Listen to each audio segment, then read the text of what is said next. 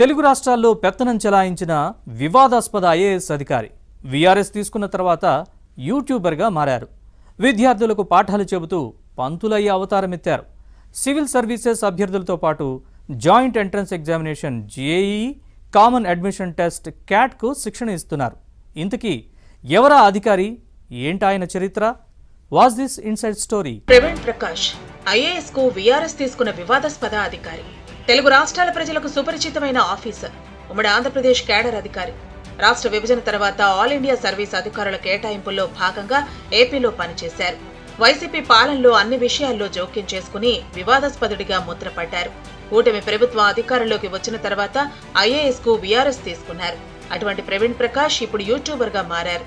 Civil services అభ్యర్థులతో పాటు ఐఐటీలో ప్రవేశాలకు నిర్వహించే joint entrance examination, JEE, IIM ప్రవేశ పరీక్ష, కామన్ అడ్మిషన్ టెస్ట్, క్యాట్ కు రాసే విద్యార్థులకు శిక్షణ ఇస్తున్నారు.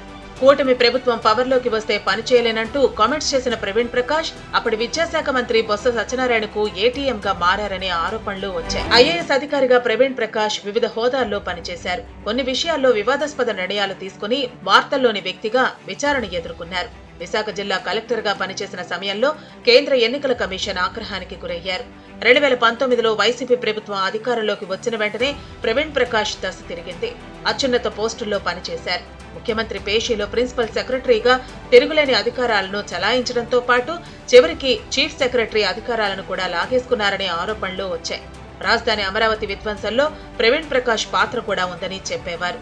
బయటి వారికి రాజధానిలో ఇళ్ల స్థలాలు ఇవ్వాలనే నిర్ణయం వెనుక ఈయన గారి హస్తం ఉందనే వార్తలు వచ్చాయి.